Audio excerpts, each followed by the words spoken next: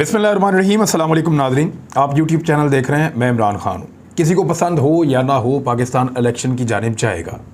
आज का दिन बहुत इम्पॉर्टेंट है। इम्पॉर्टेंट इसलिए है कि मुमकिन है कि आज सुप्रीम कोर्ट ऑफ पाकिस्तान का फ़ैसला आ जाए।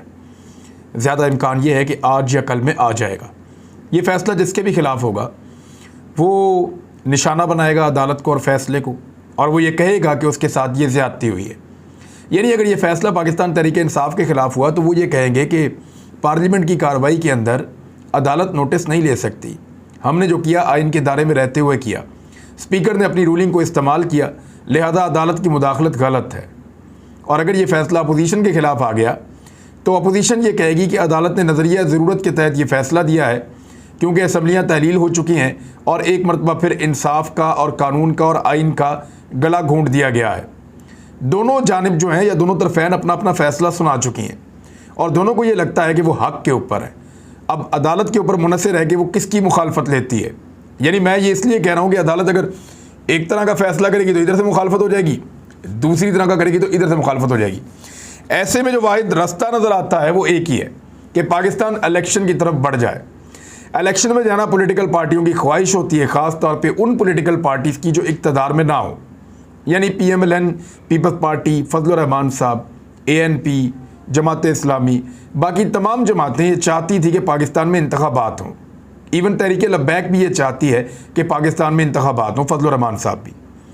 ये सारे इसलिए चाहते हैं कि पाकिस्तान में इंतखाबात हो कि ये इक़्तिदार का हिस्सा नहीं है।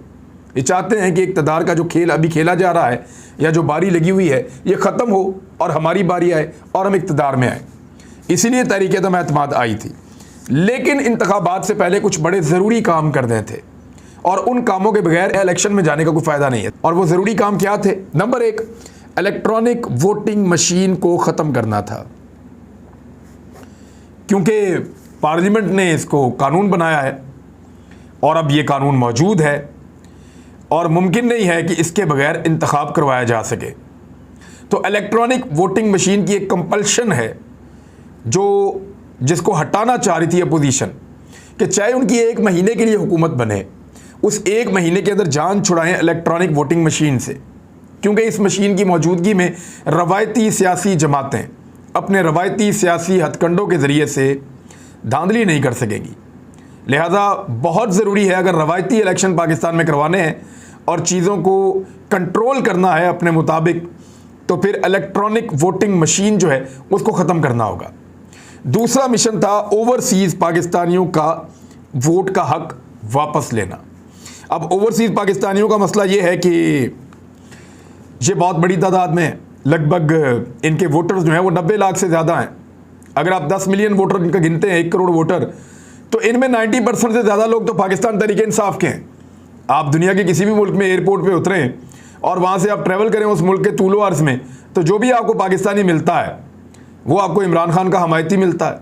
UAE में चले जाएं तो UAE में तकरीबन 15 लाख पाकिस्तानी हैं, और अगर उन 15 लाख पाकिस्तानियों में से आप जिसको भी मिलते हैं सड़क पे, कोई टैक्सी ड्राइवर है, कोई कारोबारी आदमी है, कोई होटल में काम करता है, कोई किसी जगह पे है, कोई कारोबार करता है, आपको ज़्यादा लोग वही मिलते हैं। आप अगर 50 लोगों से मिलते हैं तो आपको एक आधा मिलता है जो इमरान खान के ख़िलाफ़ होता है।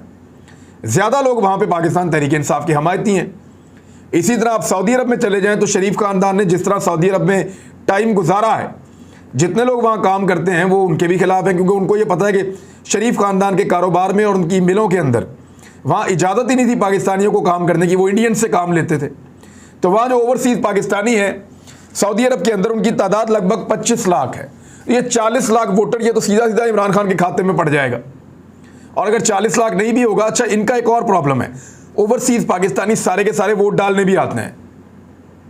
यानी इनके वोट डालने की तादाद 90% से ज़्यादा होगी, और अगर ये 80% भी वोट डालते हैं तो इस सूरत में भी अगर इन 2 मुल्कों में 40 लाख वोटर हैं तो फिर भी यहाँ से कुछ 32 लाख वोट पड़ जाएंगे। और अगर 32 लाख वोट कम से कम पड़ते हैं तो 30 लाख इमरान खान को पड़ जाएंगे। आप तादाद में आप इजाफा देंगे कितना ज़्यादा हो जाता है ओवरसीज़ वोटर्स की। दूसरा, जितना यूरोप है, अमेरिका है, दीगर ममालिक हैं, वहाँ पे जितने पाकिस्तानी अगर आप ट्रैवल करते हैं तो आपको पता चल जाता है कि वहाँ पे ओवरसीज़ पाकिस्तानी किस पॉलिटिकल पार्टी के साथ खड़े हैं। नवाज शरीफ लंदन में है, वहाँ पे एक भी जलसा नहीं कर सके अभी तक। हालांकि अल्ताफ हुसैन फिर भी छोटा मोटा कोई मुजाहरा, कोई छोटा मोटा कोई जलसा, कोई चीज़ कर लेते थे। नवाज शरीफ साहब तो वहाँ पे कोई ऐसी एक्टिविटी भी नहीं कर पाए लंदन में।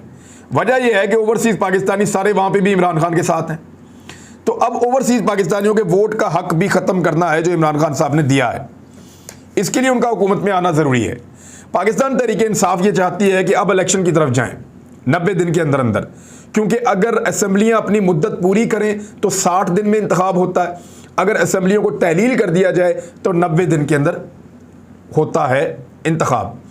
अब इस वक्त एक और डेवलपमेंट ये है कि स्पीकर कौमी असम्बली ने, क्योंकि स्पीकर जो है वो जब अगला इंतखाब हो जाता है, जब तक नया स्पीकर नहीं आता तब तक वो स्पीकर कौमी असम्बली रहता है। यानी जब तक असद कैसर साहब नहीं आए थे तब तक अयाज सादिक साहब जो हैं वो स्पीकर कौमी असम्बली थे।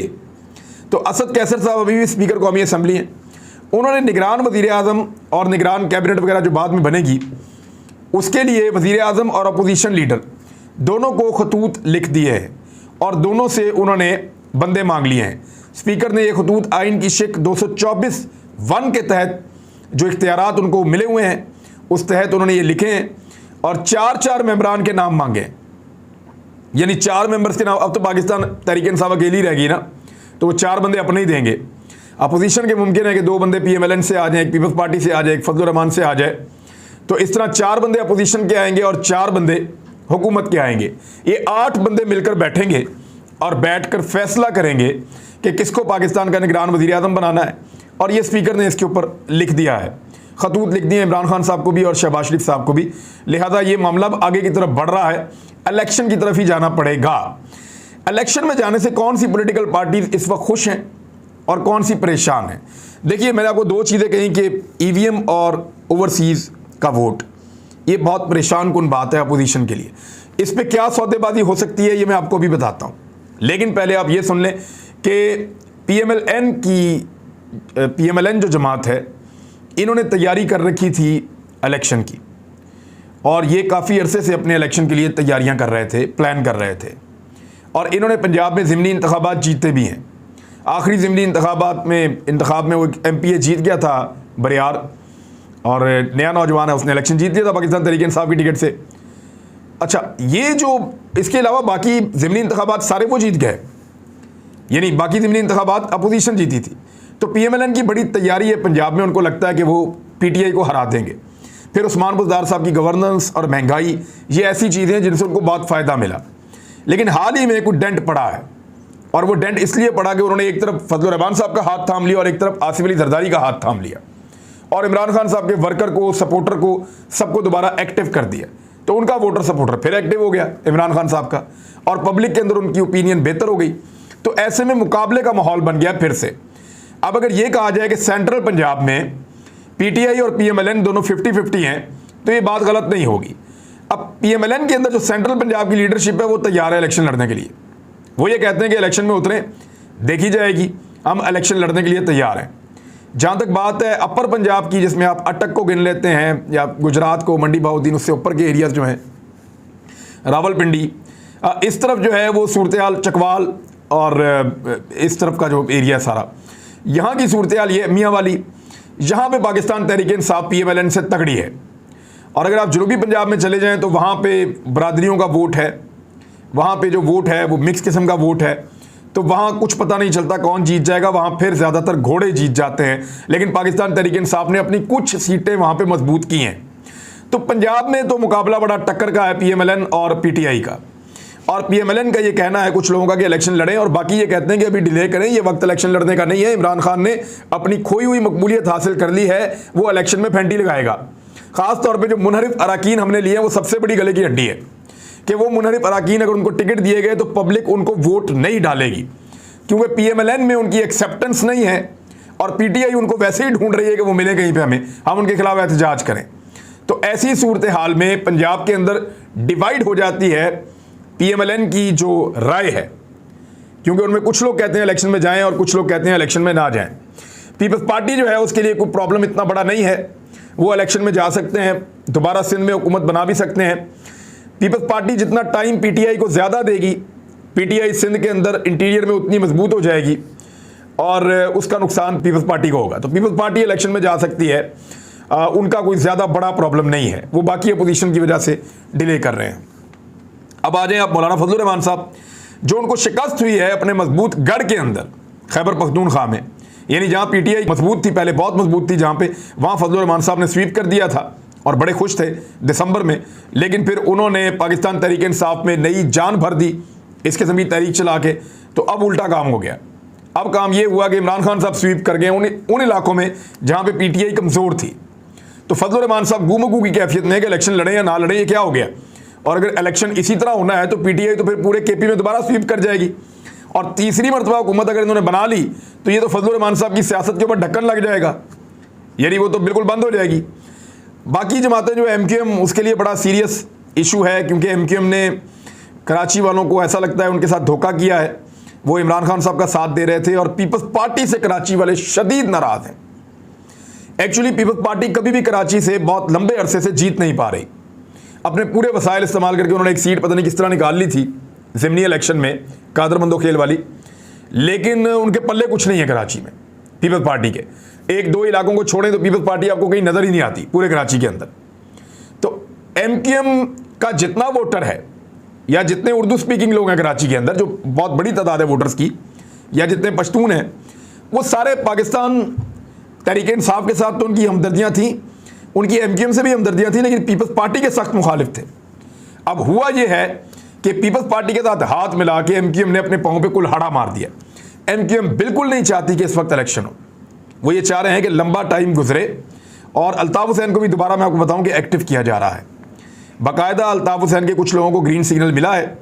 मुझे एक मेंबर कौमी असम्बली ने यह कहा कि अब हम एमक्यूएम वो वाली में रहेंगे जो अल्ताफ़ हुसैन वाली एमक्यूएम है, और वो बहाल हो जाएगी, ये इशारा उन्होंने मुझे दिया, और उस तरफ कुछ थोड़ी सी एक्टिविटीज़ शुरू भी हो गई हैं।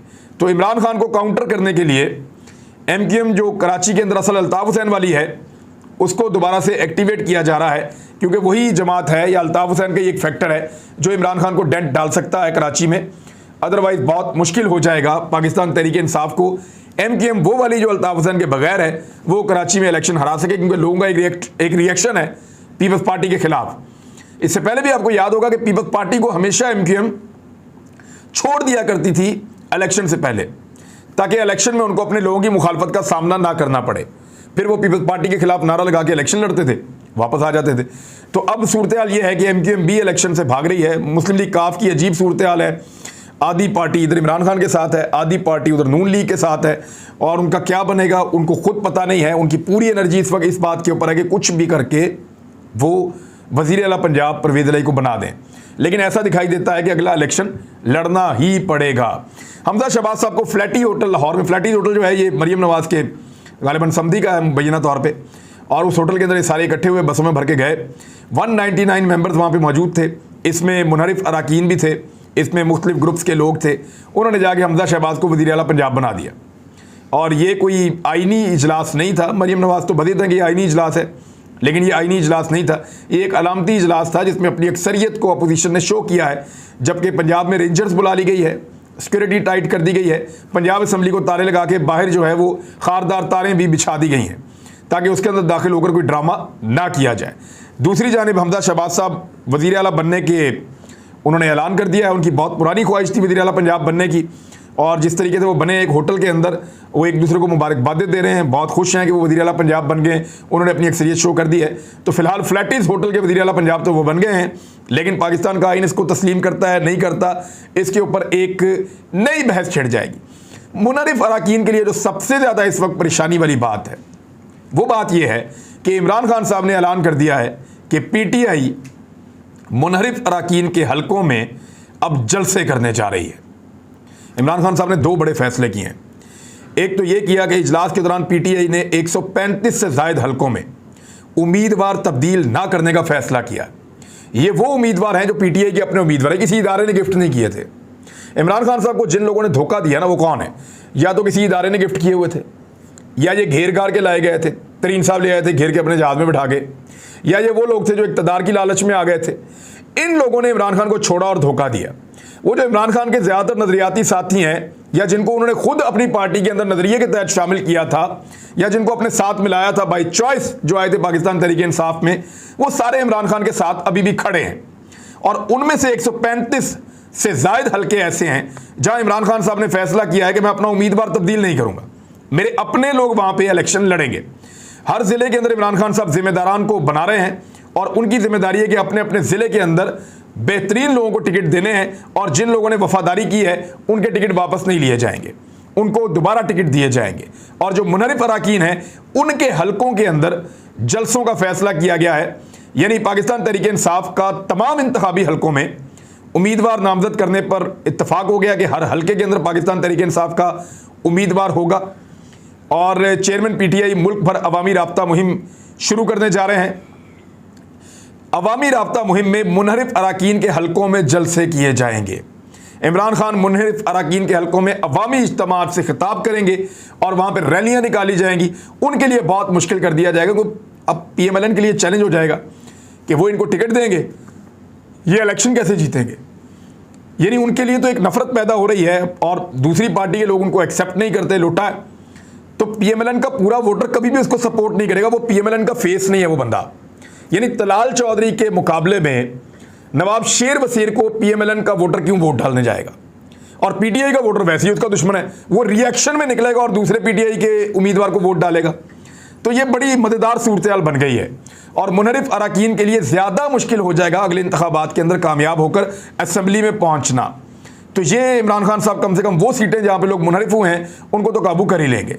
तो नाज़रीन, ये अब तक की पॉलिटिकल सिचुएशन है, इलेक्शन की तरफ ही जाना पड़ेगा। लेकिन आज का दिन बहुत अहम है, सुप्रीम कोर्ट ऑफ पाकिस्तान क्या ऑर्डर करता है और उस ऑर्डर को ये पॉलिटिकल पार्टीज कैसे लेती हैं। अब तक के लिए इतनी, अपना ख्याल रखिएगा, अपने इस चैनल का भी। अल्लाह हाफ़िज़।